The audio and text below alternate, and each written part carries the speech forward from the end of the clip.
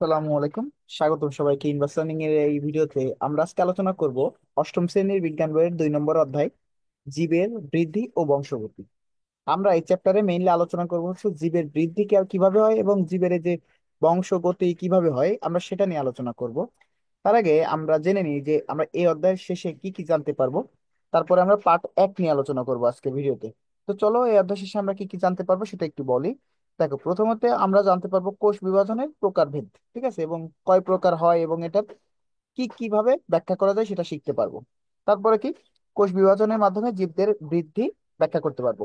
মানে আমরা যে আগে ছোট ছিলাম, তারপরে এই যে আমরা এই যে এত বড় হলাম, মানে আমাদের দেহের সাইজ এটা কিভাবে হচ্ছে আমরা সেটাও ব্যাখ্যা করতে শিখতে পারবো। তারপরে কি, জীবের বংশগতি ধারা রক্ষায় কোষ বিভাজনের ভূমিকা ব্যাখ্যা করতে পারবো।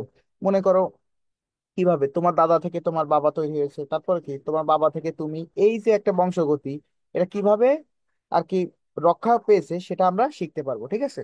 তো চলো, আমরা প্রাথমিক কিছু কথা আছে এখানে, আমরা সেগুলো একটু দেখি এখানে কি বলা আছে। প্রথমত হচ্ছে আমাদের প্রতিটি জীবদেহ কোষ দিয়ে গঠিত। আমরা সবাই জানি কোষ কি, জীবদেহ গঠনের একক। এটা তোমরা ক্লাস 7-এ একটু পড়ছিলে হয়তোবা। যাদের মনে নেই আমি আরেকবার বলি। কি, আমাদের প্রতিটি দেহ কি দিয়ে গঠিত? কোষ দিয়ে গঠিত। এখন এই যে কোষ, এককোষী জীবগুলো কি করে জানো? ছোট ছোট যে ভাইরাস, ব্যাকটেরিয়া বা ইস্ট, অ্যামিবা এগুলো যা আছে, এগুলো কি করে কোষ বিভাজনের দ্বারা একটি থেকে দুটি, দুটি থেকে চারটি কোষে বিভক্ত হয় এবং এভাবে বংশবৃদ্ধি করে। আবার কি হয় দেখো, বহুকোষী জীবের দেহকোষের সংখ্যা বৃদ্ধি হয়, জীবদের সামগ্রিক বৃদ্ধি ঘটে। কিভাবে দেখো, বহুকোষের জীবদের এই যে দেহকোষের সংখ্যাগুলো বৃদ্ধি পায়। মনে করো তুমি যখন ছোট ছিলে, তোমার দেহে মনে করো 1,10,00,000 হচ্ছে কোষ ছিল, ঠিক আছে। পরে দেখা গেছে এখন যে তুমি বড় হলে, এই যে বড় হয়ে দেখা যাচ্ছে 1 কোটি কোষ হয়েছে। এগুলো সবকিছু কিসের মাধ্যমে হয়েছে? এই কোষ বিভাজনের মাধ্যমে হয়েছে, ঠিক আছে। তারপর দেখো, ডিম্বাণু নিষিক্ত হওয়ার পর বহুকোষী জীবের জীবন শুরু হয় একটি মাত্র কোষ থেকে। আচ্ছা বলো, ডিম্বাণু নিষিক্ত হওয়ার পরে বহুকোষী জীবের জীবন শুরু হয় কয়টা কোষ থেকে? এই একটা মাত্র কোষ থেকে। সেটাকে কি বলে? জাইগোট থেকে। এই জাইগোট থেকে কি হয় আমাদের পরবর্তী এই যে এত বড় মানে জীবে আমরা পরিণত হয়, ঠিক আছে। তারপর দেখো, নিষিক্ত ডিম্বাণু জিনিসটা কি? এই যে দেখো এখানে সংজ্ঞাটা আছে। নিষিক্ত ডিম্বাণু জিনিসটা হচ্ছে এককোষী জাইগোট ক্রমাগত বিভাজিত হয়ে সৃষ্টি করে লক্ষ লক্ষ কোষ দিয়ে গঠিত বিশাল দেহ। মানে প্রথমে কি থাকে, একটা এককোষী জাইগোট থাকে, জাস্ট একটা কোষ, একটা নিউক্লিয়াস থাকে। সেইখান থেকে বিভাজিত হয়ে কি হয়, লক্ষ লক্ষ কোষ সৃষ্টি করে। লক্ষ লক্ষ কোষ সৃষ্টি করে কি তৈরি করে? একটা বিশাল দেহ। এটাকে কি বলে? নিষিক্ত ডিম্বাণু। বুঝলে, এটা হচ্ছে বিষয়, তোমরা এটুকু দেখো। এবার চলে আসি আমরা পার্ট 1-এ। এখন পার্ট 1-এ কি আছে আমরা একটু দেখি। কোষ বিভাজনের প্রকারভেদ। এখন আমাদের এখানে একটা এমসিকিউ আসতে পারে কি, কোষ বিভাজন কত প্রকার হতে পারে? দেখো, কোষ বিভাজন, জীবদেহে কোষ বিভাজন হয় 3 ধরনের কোষ বিভাজন দেখা যায়। প্রথমটাকে বলা আছে অ্যামাইটোসিস, পরেরটাকে বলে মাইটোসিস, লাস্টেরটা মিওসিস। এই তিনটা নাম অবশ্য মনে রাখবা, ঠিক আছে। কি, অ্যামাইটোসিস, মাইটোসিস এবং মিওসিস। এবার এইগুলো অ্যামাইটোসিস নিয়ে একটু কথা বলি। অ্যামাইটোসিস জিনিসটা হচ্ছে কি, এটা হচ্ছে দেখো কাদের হয় এটা। এই কোষ বিভাজনটা দেখা যায় ব্যাকটেরিয়া, ইস্ট, ছত্রাক, অ্যামিবা ইত্যাদি আদিকোষীয় এককোষী জীবী হয়। কাদের? আদিকোষীয় এককোষী জীব। এখন আদিকোষ কারা? যাদের হচ্ছে সুগঠিত নিউক্লিয়াস থাকে না। এগুলো সম্পর্কে তোমরা পরবর্তী চ্যাপ্টারে হয়তো বা জানতে পারবে অথবা পরবর্তী ক্লাসে। তোমরা এইটুকু মনে রাখো যে আমাদের মতো সুগঠিত নিউক্লিয়াস থাকে না, কোষে একটা নিউক্লিয়াস থাকে, এই নিউক্লিয়াসটা ওদের সুগঠিত থাকে না। এই কারণে এদের আদিকোষী বলা হয়। আর তারপরে কি, এককোষী জীবে, মানে এদের একটা মাত্রই কোষ থাকে। কি, একটা মাত্রই কোষ থাকে।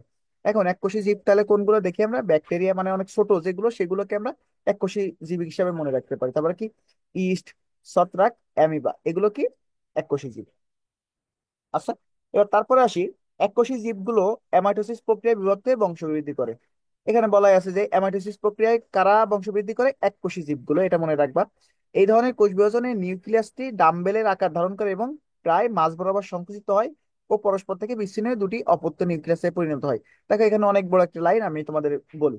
প্রথমে দেখো এখানে যে চিত্রটা আছে, প্রথমে চিত্রটায় জাস্ট কি থাকে, একটা কোষ থাকে, কোষের এই ভিতরটাকে বলা আছে নিউক্লিয়াস, আর বাইরে থাকে আছে সাইটোপ্লাজম। এবার কি করে, এটা ডাম্বেলের মতো আকার তৈরি করে। দেখো মাঝখানে মাঝখানে খাঁজ তৈরি হয়েছে। ডাম্বেল হয়তো বা তোমরা সবাই চেনো, জিম করতে যে ইউজ করা হয়, ঠিক আছে। মাঝখানে খাঁজ তৈরি হয়েছে, তারপরে কি হয়েছে, খাঁজটা দেখো, খাঁজটা ভাগ হয়ে দুইটা নতুন তৈরি, নতুন কোষ সৃষ্টি করেছে। এই যে অপত্য কোষ মানে আছে নতুন সৃষ্ট কোষ, ঠিক আছে। দেখো প্রায় মাঝ বরাবর সংকুচিত হয় এবং পরস্পর থেকে বিচ্ছিন্ন হয়ে দুটি অপত্য নিউক্লিয়াসে পরিণত হয়, মানে এইটা দুইটা নিউক্লিয়াস তৈরি করে। তারপরে কি, দেখো কি হয়, একই সময় সাইটোপ্লাজমও মাঝ বরাবর সংকুচিত হয়ে দুটি কোষে পরিণত হয়। এ ধরনের বিভাজনে মাতৃকোষের নিউক্লিয়াস ও সাইটোপ্লাজম সরাসরি বিভক্ত হয়ে দুটি অপত্য কোষ সৃষ্টি করে, তাই একে প্রত্যক্ষ কোষ বিভাজন বলে। একে কি বলে? প্রত্যক্ষ কোষ বিভাজন বলে। এখন কেন বলে আমি বললাম, প্রথমে কি হয়, এটা হচ্ছে নিউক্লিয়াসটি ডাম্বেলের আকার ধারণ করে, তারপরে কি মাঝ বরাবর সংকুচিত হয়ে দুটি অপত্য নিউক্লিয়াস তৈরি করে। ঠিক একই সময়ে কি হয়, সাইটোপ্লাজমও মাঝ বরাবর সংকুচিত হয়ে দুটি কোষে পরিণত হয়। ঠিক আছে, এটা হচ্ছে বিষয়। তোমরা এই চিত্রটা দেখে একটু বুঝে বুঝে পড়ো, খুব সহজেই সংজ্ঞাটা মনে রাখতে পারবা কি প্রত্যক্ষ কোষ বিভাজন কাকে বলে। এটা ছিল বিষয়। তারপরে আসি আমরা, দেখো, মাইটোসিস কোষ বিভাজন। এখন মাইটোসিস কোষ বিভাজনটা খুব গুরুত্বপূর্ণ একটা কোষ বিভাজন, আমরা দেখি সেটা।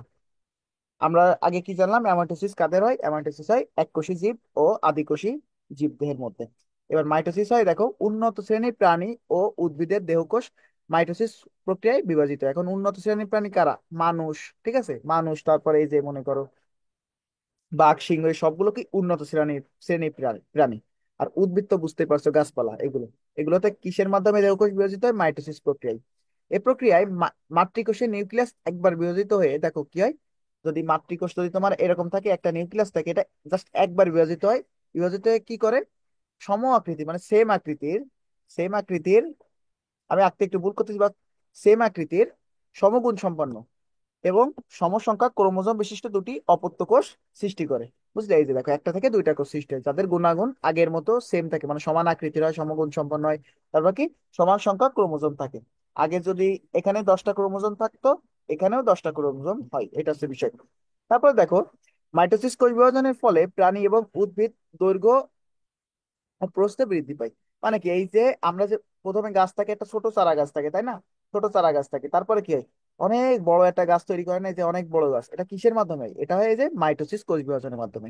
বুঝছো? এটা হচ্ছে বিষয়। তারপরে কি, এ ধরনের বিভাজনের দ্বারা উদ্ভিদের ভাজক টিস্যুর কোষের সংখ্যার বৃদ্ধি ঘটে। মানে কিসের কোষ সংখ্যার বৃদ্ধি ঘটে? উদ্ভিদের ভাজক টিস্যুর কোষের সংখ্যা বৃদ্ধি ঘটে। এটা হচ্ছে বিষয়। তারপরে সে আমরা মিওসিসে, আমি একটু মুছে নিই এগুলো। এখন মিওসিস কাদের হয়? প্রথম কথা, আদিকোষী যারা ছিল তাদের হয়েছে অ্যামাইটোসিস। আমাদের মতো মানুষদের কাদের হয়? মানুষদের হয়েছে মাইটোসিস কোষ বিভাজন। এবার মিওসিস হয়েছে জনন কোষ সৃষ্টি হওয়ার সময় মিওসিস কোষ বিভাজন ঘটে। এটা মনে রাখবা, জনন কোষ সৃষ্টির সময় মিওসিস কোষ বিভাজন ঘটে। এখন জনন কোষ বলতে কি বোঝায়? যে শুক্রাণু, ডিম্বাণু, এগুলোকে কি বলে? জনন কোষ।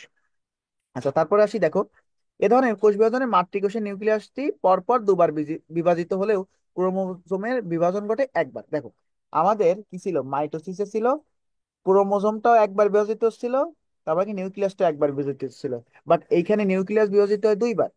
বুঝছো? কয়বার বিভাজিত হয়? নিউক্লিয়াস দুইবার বিভাজিত হয়, বাট কিন্তু ক্রোমোজোম বিভাজিত হয় একবার। এইটুকু মনে রাখো আপাতত। আমরা পরের পাঠে মিওসিসে বিস্তারিত জানতে পারবো। তোমরা এইটুকু মনে রাখো যে নিউক্লিয়াসটি বিভাজিত হয় দুইবার এবং ক্রোমোজোমটি বিভাজিত হয় একবার।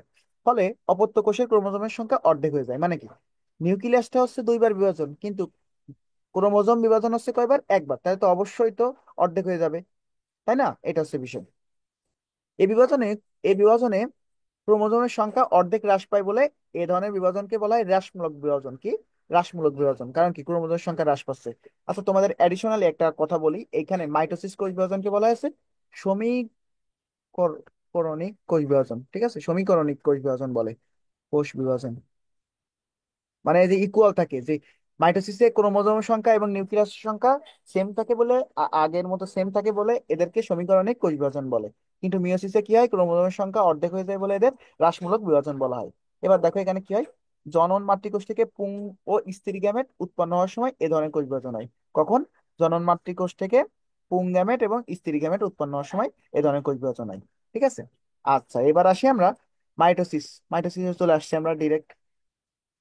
এখানে তোমাদের এই মাইটোসিসের বৈশিষ্ট্য, এটা তোমরা মনে রাখো, এটা তোমাদের সৃজনশীল প্রশ্নে ঘ দাগে আসতে পারে। ক খ গ ঘ আছে না, এখানে বলবে মাইটোসিস কোষ বিভাজনের বৈশিষ্ট্যটা বলো। এখন আমাদের অবশ্যই মনে রাখতে হবে জিনিসটা কি। তো চলো আমরা একটু কালারটা চেঞ্জ করে পড়তে লাগি। দেখো, মাইটোসিস কোষ বিভাজনের বৈশিষ্ট্য কি? মাইটোসিস কোষ বিভাজন দেহ কোষের এক ধরনের বিভাজন পদ্ধতি। এটা সবাই জানি, এক ধরনের বিভাজন পদ্ধতি। তারপর কি, এই প্রক্রিয়ায় মাতৃকোষের নিউক্লিয়াসটি কয়বার বিভাজিত হয়? একবার বিভাজিত হয়। তারপরে কি, মাতৃকোষটি বিভাজিত হয়ে সমগুণ সম্পন্ন দুটি অপত্য কোষ সৃষ্টি করে। কয়টা? এই যে এরকম ছিল, একবার বিভাজিত হয়ে কি করতেছে, দুইটা অপত্য কোষ তৈরি করতেছে। তারপরে কি, দেখো, এ ধরনের বিভাজনে মাতৃকোষের ক্রোমোজোম সংখ্যা এবং অপত্য কোষের ক্রোমোজোম সংখ্যা সমান থাকে, অর্থাৎ ক্রোমোজোম সংখ্যা অপরিবর্তিত থাকে। ঠিক আছে, দেখো, আগে যদি এখানে 10টা ছিল, পরেও 10টা হয়, আমি আগেও বলছি। তারপরে দেখি, এখানে বলাই আছে, আমি কেবল যে কথাটা বললাম, এ ধরনের বিভাজনে প্রতিটি ক্রোমোজোম লম্বালম্বি ভাবে দুভাগে বিভক্ত হয়। কিভাবে লম্বালম্বি ভাবে কয় ভাগে? দুভাগে বিভক্ত হয়। ফলে সৃষ্ট নতুন কোষ দুটিতে ক্রোমোজোম সংখ্যা মাতৃকোষের ক্রোমোজোম সংখ্যা সমান থাকে। তাই মাইটোসিসকে ইকুয়েশনাল বা সমীকরণিক বিভাজন বলা হয়। কেন সমীকরণিক বলা হয়? কারণ মাতৃকোষের ক্রোমোজোম সংখ্যা এবং সৃষ্ট যে নতুন দুইটা কোষ ছিল তাদের ক্রোমোজোম সংখ্যা সমান থাকে বলে। তোমরা এই লাইনটা একটু মুখস্থ করো, ঠিক আছে? তোমাদের এক্সামে আসতে পারে। এবার আসি আমরা, এই যে মাইটোসিস কোষ বিভাজন এটা কোথায় হয়? তো চলো আমরা দেখি। মাইটোসিস বিভাজন প্রকৃত নিউক্লিয়াস যুক্ত জীবদের দেহকোষে ঘটে। কোথায়? দেহকোষে। উদ্ভিদের বর্ধনশীল অংশের ভাজক টিস্যু। এখন ভাজক টিস্যু মানে কি? যেখান থেকে তোমাদের এই কোষগুলো বিভাজিত হয়, আরো বড় হয়। বুঝছো বুঝছো? দেখো, প্রথমে একটা গাছের শিকড় কিন্তু অনেক ছোট থাকে, তারপরে দেখা যায় কি আরো বিস্তারিত, মানে অনেক বড় হয়। ঠিক আছে? এই যেখানে যেখানে বড় হয় বৃদ্ধি দেখতে পাবা, সেখানে কি হয়? মাইটোসিস কোষ বিভাজন। দেখো, এখন উদ্ভিদের বর্ধনশীল অংশের ভাজক টিস্যু যেমন কি কাণ্ড। কাণ্ড তো অবশ্যই বড় হয়, মানে ডালগুলো বড় হয় না, প্রথমে থাকে এরকম, তারপরে কি হয়? আরো বড় হয়ে যায়। এই কারণে কাণ্ড, মূলের অগ্রভাগ, ভ্রূণমুকুল, ভ্রূণমূল, তারপরে কি বর্ধনশীল পাতা। কারণ কি পাতা প্রথমে থাকে ছোট, তারপরে কি অনেক বড় পাতায় তৈরি হয় না? তারপরে তার মানে কি বর্ধনশীল পাতা, মুকুল ইত্যাদিতে এরকম বিভাজন দেখা যায়। তোমরা এগুলো মনে রাখো, কোথায় কোথায় দেখা যায়? কাণ্ড, মূলের অগ্রভাগ, ভ্রূণ মুকুল, ভ্রূণমূল, বর্ধনশীল পাতা, মুকুল ইত্যাদিতে এরকম কোষ বিভাজন দেখা যায়। আর প্রাণীদের দেহকোষে ভ্রূণের পরিবর্তনের সময় নিম্ন নিম্ন শ্রেণীর প্রাণীর ও উদ্ভিদের অযৌন জননের সময় এ ধরনের বিভাজন দেখা যায়। কাদের বলতো? নিম্ন শ্রেণীর প্রাণীর এবং উদ্ভিদের অযৌন জন্ম। এইটুকু মনে রাখো, নিম্ন শ্রেণীর প্রাণীদের ক্ষেত্রে। ঠিক আছে? এটা হচ্ছে বিষয়। তারপরে কি আমরা এত সময় জানলাম যে কোথায় ঘটে মাইটোসিস কোষ বিভাজন, বাট আমরা এখন জানবো কোথায় হয় না। ঠিক আছে? এটা মনে রাখবা, আমাদের আজকের লাস্ট টপিক এটা। তোমরা প্রত্যেকটা এরকম বক্স দেখলে এই বক্স গুলো খুব ভালোভাবে পড়বা এবং মনে রাখবা। তো চলো আমরা দেখি কোথায় হয় না। প্রাণীর স্নায়ু টিস্যু, স্নায়ু কোষে। ঠিক আছে? মানে তোমার ব্রেনের যে নিউরন আছে, এই নিউরনে এটা কি হয় না? মাইটোসিস কোষ বিভাজন হয় না।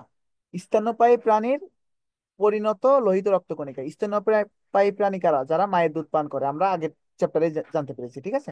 এবার লোহিত রক্তকণিকা মানে কি? তোমার লোহিত রক্তকণিকা জিনিসটাকে আরবিসি বলে, রেড ব্লাড সেল। এটা হচ্ছে কি? যার কারণে তোমার রক্তটা লাল হয়। এখানে তোমার মাইটোসিস কোষ বিভাজন ঘটে না। তার পাশাপাশি কি? অনুচক্রিকা। এই অনুচক্রিকা জিনিসটা হচ্ছে কি? যার কারণে তোমার রক্তটা তঞ্চন ঘটে, মানে এই যে কি কোথাও কেটে গেলে জমাট বাঁধে না, এই জমাট বাঁধতে সাহায্য করে এই অনুচক্রিকা। ঠিক আছে? এবার দেখো, উদ্ভিদের স্থায়ী টিস্যুর কোষে এ ধরনের বিভাজন ঘটে না। মানে স্থায়ী টিস্যু বলতে কি? একবার স্থায়ী হয়ে গেছে। ঠিক আছে? এদের আর আর কোন রকম কোষ বিভাজন ঘটে না। মনে করে বড় গাছ যেগুলো দেখো, এই বড় গাছগুলো যে বাকল আছে, এই বাকল গুলো কিন্তু স্থায়ী টিস্যু এক ধরনের। ঠিক আছে? এদের কিন্তু কোন রকম বিভাজন ঘটে না। বুঝছো? এটা এটা ছিল বিষয়।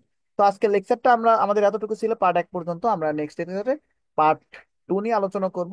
এটা অনেক ইম্পর্ট্যান্ট একটা পার্ট। তো আশা করি তোমরা পার্ট 1 থেকে অনেক কিছু শিখতে পেরেছো। ভিডিওটি ভালো লাগলে অবশ্যই চ্যানেলটি সাবস্ক্রাইব করতে পারো এবং বন্ধুদের সাথে শেয়ার করতে পারো, লাইক কমেন্ট করতে পারো। ধন্যবাদ সবাইকে ভিডিওটি দেখার জন্য।